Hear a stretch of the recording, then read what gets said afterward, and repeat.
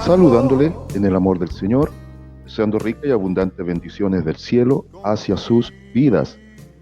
Ha llegado la hora de compartir el devocional, el pancito diario de vida que tanto bien hace a nuestras almas.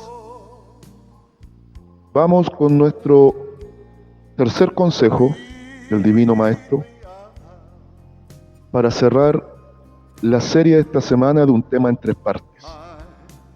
Hemos visto 2 consejos muy pertinentes respecto de Dios y las riquezas, y así también veíamos cómo el Divino Maestro nos aconsejaba respecto de la puerta estrecha que debemos transitar por camino angosto.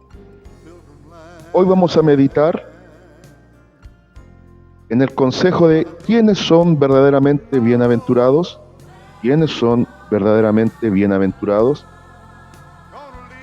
Un bienaventurado es uno que está bajo una gran bendición, así de sencillo, en una dicha. Vamos al Evangelio según San Lucas, y en su capítulo 11, versículos 27 y 28.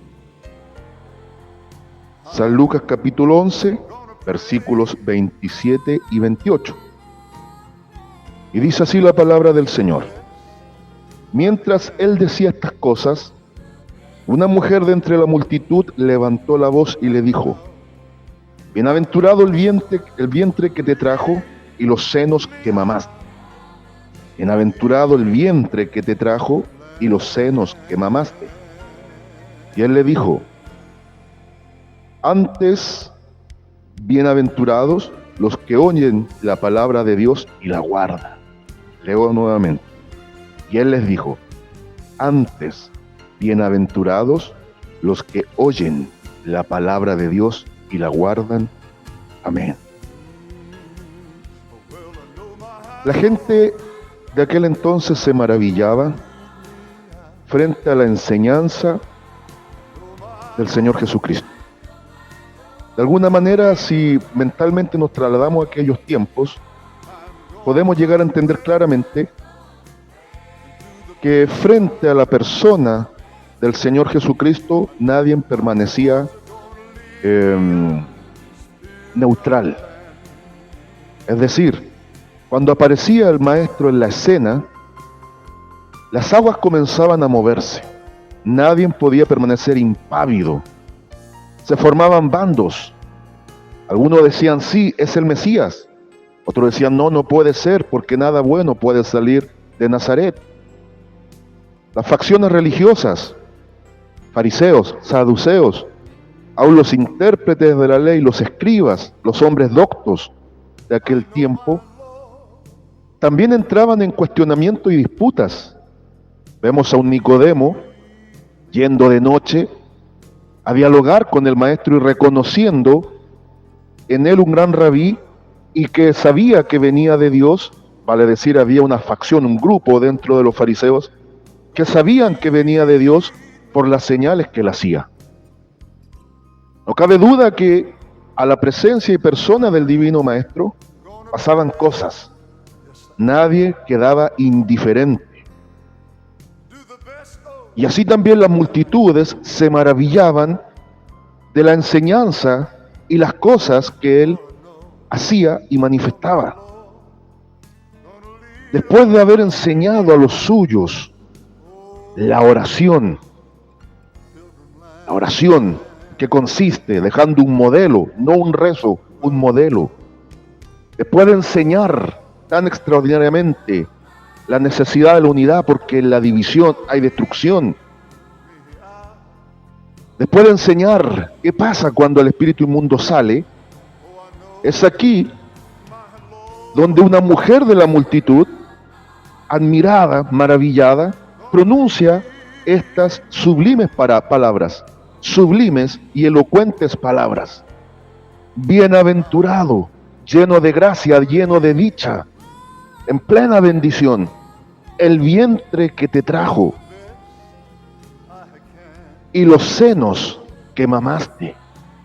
En otras palabras, Había mujeres que habrían deseado ser la madre del Mesías, pero a Dios le plació que fuese una joven doncella llamada María. No que María es corredentora, en otras palabras, no que María salva junto con Cristo, sino que fue el vaso honroso que a Dios le plació usar. Pero esta mujer, maravillada por la enseñanza del Maestro, pronuncia estas palabras. Y la respuesta del divino es un consejo que solo podía venir de la boca más docta, más preparada, y del Maestro de los Maestros, nuestro Señor Jesús. Mire cómo le responde él. Antes, o sea, mucho más importante que el vientre que lo trajo, que los pechos que él mamó, más importante que eso, o más extraordinario hecho que ese que había acontecido, es antes bienaventurados los que oyen la palabra de Dios y la guardan. ¡Wow! Bendito el nombre del Señor. Hay mucha más dicha, hay mucho más gozo, hay una bendición inigualable entre los que profesan y practican. Es por eso, amada iglesia, que la Biblia nos presenta un cristianismo práctico, dichos y hechos, palabra puesta por obra. La bienaventuranza radica en oír la palabra, asimilarla como enseñanza, pero traerla a la práctica. Si el maestro había enseñado a orar, que tenían que hacer sus discípulos, poner por obra lo que habían aprendido.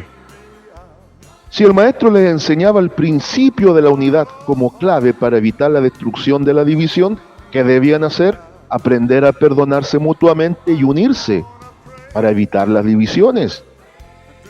Y así cada enseñanza del maestro y de lo que la Biblia presenta nos lleva a ese punto crucial, como enseña Santiago, el hermano del maestro en su carta, que debemos ser hacedores.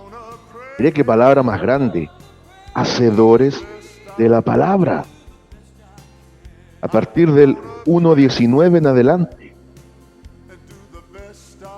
Mire lo que dice el 1:22 de Santiago, leámoslo a la par del consejo del maestro. Pero sed hacedores de la palabra y no tan solamente oidores, engañándoos a vosotros mismos. Porque si alguno es oidor de la palabra, pero no hacedor de ella, este es semejante al hombre este es semejante al hombre que considera un espejo su rostro natural. Pero dice que después se olvida de su propia fisonomía. Pero el que pone por obra la palabra, ¿sabe lo clave de esto?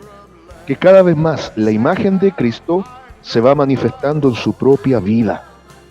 Entonces este tercer consejo tiene que ver directamente con ser hacedores de la palabra. ¡Qué consejo más extraordinario!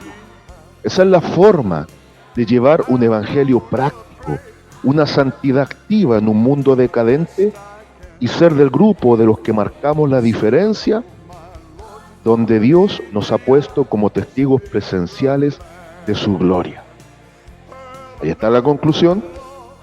El consejo está claro. Toda enseñanza, pongámosla en práctica. Consigna y lema para el día de hoy.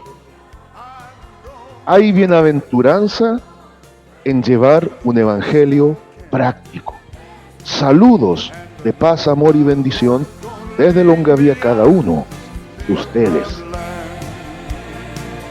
And I know my Lord's gonna